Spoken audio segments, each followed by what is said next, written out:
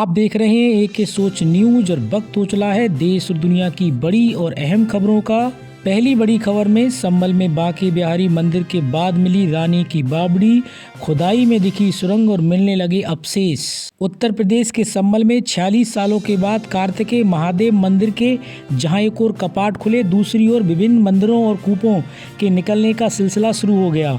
संभल की तहसील चंदोसी इलाके में भी खंडरनुमा बांके बिहारी मंदिर मिलने के बाद एक प्लॉट में बावड़ी मिली। सनातन सेवक संघ और पदाधिकारियों की मांग के पश्चात डीएम डॉक्टर राजेंद्र पेंसिया के आदेश पर एडीएम न्यायिक तहसीलदार ने जेसीबी से बावड़ी की खुदाई शुरू कर दी।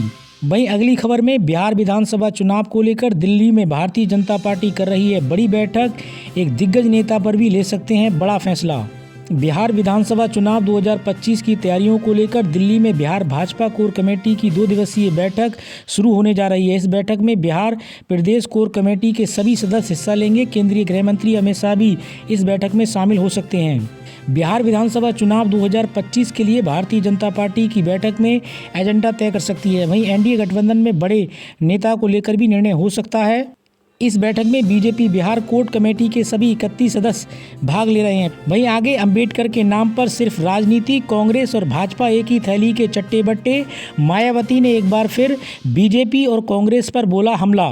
उत्तर प्रदेश की पूर्व मुख्यमंत्री मायावती ने अपने पोस्ट में लिखा, परम पूज्य बाबा साहब डॉक्टर भीमराव अंबेडकर का अमित शाह द्वारा संसद में किए गए अनादर को लेकर देश भर में भारी आक्रोश है, लेकिन उनकी उपेक्षा व देश हित में उनके संघर्ष को हमेशा आघात पहुंचाने वाली कांग्रेस पार्टी का उतावलापन विशुद्ध छलावा व स्वार्थ की राजनीति है। बाबा साहब भीमराव अंबेडकर का नाम लेकर उनके अनुयायियों के वोट के स्वार्थ की राजनीति करने में कांग्रेस और भारतीय जनता पार्टी समेत अन्य पार्टियां एक ही थैली के चट्टे बट्टे हैं।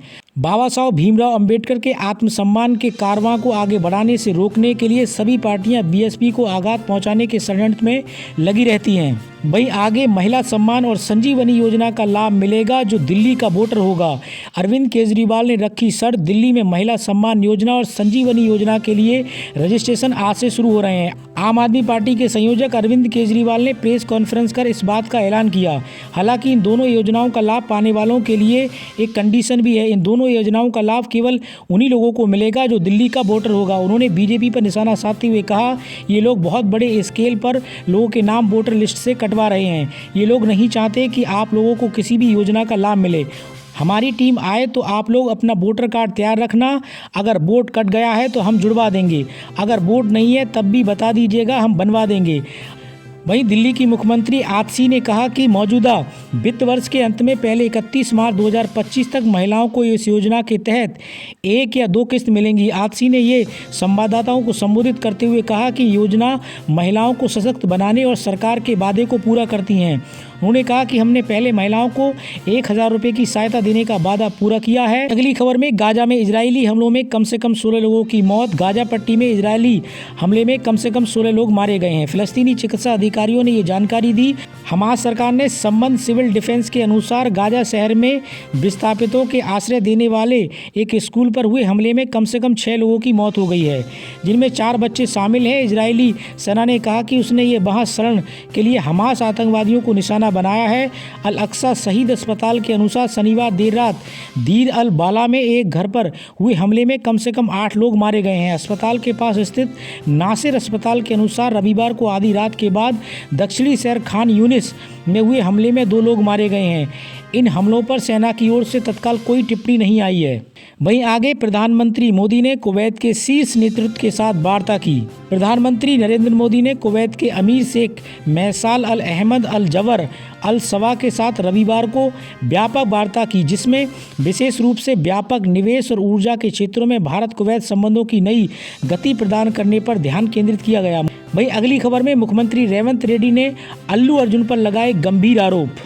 तेलंगाना के मुख्यमंत्री रेवंत रेड्डी ने आरोप लगाया कि पुलिस की अनुमति नहीं मिलने के बाद भी अभिनेता अल्लू अर्जुन 4 दिसंबर को उस थिएटर में पहुंचे जहां पर पुष्पा 2 दिखाई गई। भगदड़ के दौरान महिला की मौत के बाद भी सिनेमा हॉल में भी अभिनेता बाहर नहीं निकले। अल्लू अर्जुन ने आरोपों का खंडन करते हुए कहा कि ये सच नहीं है कि पुलिस उनके लिए रास्ता बना रही थी और वह उसके निर्देशों के तहत कार्यक्रम स्थल पर पहुंचे थे। वहीं आगे अमित शाह के इस्तीफे की मांग को लेकर कांग्रेस नेता 150 प्रेस कॉन्फ्रेंस करेंगे। कांग्रेस पार्टी ने केंद्रीय गृह मंत्री अमित शाह के इस्तीफे की मांग को लेकर नया प्लान तैयार किया है। पार्टी 22 और 23 दिसंबर तक देश भर में अलग अलग तरीके से प्रदर्शन करेगी। वहीं आगे छत्तीसगढ़ के मुख्यमंत्री विष्णुदेव साय ने कहा कि प्रधानमंत्री नरेंद्र मोदी ने टीबी के खिलाफ 100 दिन का अभियान शुरू किया है। 11 लाख से ज़्यादा लोगों की जांच की गई है। 700 से ज़्यादा कैंप लगाए गए हैं। वहीं आगे पंजाब के 5 नगर निगम चुनाव के नतीजे घोषित। पंजाब में 5 नगर निगम के नतीजे घोषित किए गए हैं। फगवाड़ा के 50 वार्डों में से 12 पर आम आदमी पार्टी, कांग्रेस 22 पर और भारतीय जनता पार्टी 5, अकाली दल को 2 और बीएसपी के खाते में 1 और 3 निर्दलियों ने जीत हासिल की है। लुधियाना के 95 वार्डों में से कांग्रेस को 30, आम आदमी पार्टी को 41, भारतीय जनता पार्टी को 19 और अकाली दल को 2 और 3 पर आज़ाद उम्मीदवारों ने जीत हासिल की है। वहीं आगे मनोज तिवारी ने बोला, अरविंद केजरीवाल पर हमला। दिल्ली के एलजी बीके सक्सेना द्वारा आबकारी नीति मामले में अरविंद केजरीवाल पर मुकदमा चलने के लिए ईडी को मंजूरी दिए जाने पर भारतीय जनता पार्टी के सांसद मनोज तिवारी ने कहा कि दिल्ली के लोगों को इसकी उम्मीद थी। ये बिल्कुल भी चौंकाने वाली बात नहीं है। सुप्रीम कोर्ट ने पहले ही इस तरह से अरविंद केजरीवाल को दंडित कर दिया है। अब दिल्ली के सीएम नहीं है, उन्हें शराब घोटाले के लिए सजा मिलेगी। वहीं आगे जजों को बर्खास्त करो। जाति जनगणना वाले बयान पर राहुल गांधी को नोटिस मिलने से भड़की कांग्रेस। लोकसभा चुनाव में जातिगत जनगणना पर दिए बयान से नेता प्रतिपक्ष और कांग्रेस पार्टी के सांसद राहुल गांधी की मुश्किलें खड़ी हो गई हैं। बरेली के जिला कोर्ट ने राहुल को उनके इस बयान को लेकर नोटिस जारी कर दिया है। इस पर कांग्रेस भड़क गई है। यहाँ तक कह दिया कि ऐसे जजों को तुरंत ही उनके पद से बर्खास्त कर देना चाहिए। उनको जो गरीबों व अन्य से जुड़े मामले हैं उस पर फैसला सुनाना चाहिए। बरेली कोर्ट ने राहुल गांधी को नोटिस जारी करते हुए 7 जनवरी को पेश होने के लिए कहा है। जाति जनगणना पर बयान को लेकर बरेली जिला अदालत द्वारा राहुल गांधी को नोटिस जारी किए जाने पर कांग्रेस नेता उदित राज ने कहा, ये ना कोई खबर है और ना ही इस पर कोई चर्चा होनी चाहिए। ऐसे मानसिक बीमार लोगों के पास याचिका फाइल करने के लिए समय होता है। अदालत की क्या दुर्दशा हो चुकी है। सुप्रीम कोर्ट की बात लोअर कोर्ट नहीं मान रहे हैं। ऐसे मामलों में भी नोटिस करना जिसका कोई मतलब नहीं है, ये बकवास नोटिस है। ऐसे जजों को तुरंत बर्खास्त करना चाहिए। लगता है कि अनपढ़ लोग या तो राजनीतिक दबाव में काम कर रहे हैं। जो मामले लंबित हैं गरीबों के, उस पर फैसला लेना चाहिए। भाई अगली बड़ी खबर बिहार से है। नीतीश कुमार को हराने के लिए तेजस्वी यादव का 62 वाला मास्टर प्लान, कर ली बहुत बड़ी तैयारी।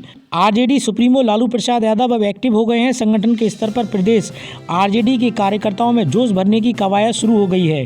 इसके साथ ही कुछ टारगेट भी तय किए गए हैं, जिसे आगामी बिहार विधानसभा चुनाव 2025 में एक मजबूत टक्कर देने की बुनियाद तैयार की जा सके। नीतीश कुमार की सरकार को मात देने के लिए राजद ने मास्टर प्लान भी बना लिया है और इसे अपने नेताओं और कार्यकर्ताओं को टारगेट भी दिया है। इसका मकसद एक और जहां संगठन को मजबूत करना है, वहीं आरजेडी के कोष में चुनाव लड़ने के लिए पर्याप्त धन इकट्ठा करना भी है। वहीं कार्यकर्ताओं को मोटिवेट करने के लिए कवायद की जा रही है और इसका मेगा प्लान जमीन पर उतारा जा चुका है। वहीं अगली बड़ी खबर राशन कार्ड से जुड़ी है। जनवरी 2025 से राशन कार्ड की जरूरत नहीं, बिना कार्ड के मिलेगा राशन। भारत सरकार ने एक महत्वपूर्ण घोषणा की है जो देश के करोड़ों लोगों को प्रभावित करेगी। 1 जनवरी 2025 से राशन कार्ड की भौतिक प्रति की आवश्यकता नहीं होगी। इसके बजाय लाभार्थियों को बिना किसी कार्ड के अपना राशन प्राप्त करने की अनुमति होगी। ये नया नियम सार्वजनिक वितरण प्रणाली को और अधिक कुशल, पारदर्शी और उपयोगकर्ता अनुकूल बनाने के लिए डिजाइन किया गया है।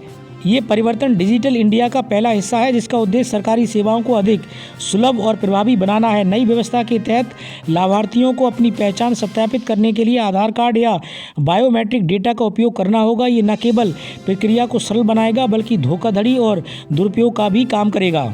वहीं आगे संभल अलीगढ़ के बाद अब बुलंदशहर में मिला 50 साल पुराना मंदिर। 1990 के दंगों के बाद यहाँ नहीं होती है पूजा। संभल काशी अलीगढ़ के बाद अब यूपी के बुलंदशहर में भी 50 साल पुराना बंद पड़ा मंदिर मिला है। वहीं अगली बड़ी खबर में अयोध्या काशी की तर्ज पर यूपी में इन 5 जिलों का किया जाएगा पर्यटन विकास। योगी सरकार ने जारी की धनराशि। पर्यटन विभाग ने 5 जिलों लखीमपुर खीरी, हरदोई, अमेठी, उन्नाव व फर्रुखाबाद के 5 मंदिरों को पर्यटन विकास करने की तैयारी शुरू कर दी है। इसके लिए धनराशि भी शासन ने स्वीकृति कर दी है। उत्तर प्रदेश राज्य पर्यटन विकास निगम को इस कार्यों के लिए कार्यदायी संस्था बनाया है। प्रदेश में लगातार बढ़ रहे धार्मिक पर्यटन के मद्देनजर विभाग की कोशिश है कि इसी वित्तीय वर्ष में हर जिले में कम से कम एक धार्मिक स्थल को पर्यटन विकास की योजना में शामिल किया जाए। उत्तर प्रदेश में घरेलू पर्यटकों की संख्या लगातार बढ़ोतरी हो रही है। पिछले पिछले वर्ष प्रदेश में 48 करोड़ पर्यटकों ने विभिन्न पर्यटकों स्थलों का भ्रमण किया था। इस जनवरी से सितंबर माह के बीच 46.61 करोड़ पर्यटकों ने अयोध्या, काशी व मथुरा सहित अन्य पर्यटकों स्थलों पर भ्रमण किया। विभाग को उम्मीद है कि इस वर्ष उत्तर प्रदेश में भ्रमण के लिए आने वाले पर्यटकों की संख्या 50 करोड़ पार होगी। अयोध्या में श्री राम मंदिर का निर्माण होने के बाद पर्यटकों की संख्या में खासी बढ़ोतरी हो रही है। इसी तरीके की देश और दुनिया की खबरों के लिए आप AK सोच न्यूज़ के साथ जुड़े रहिए।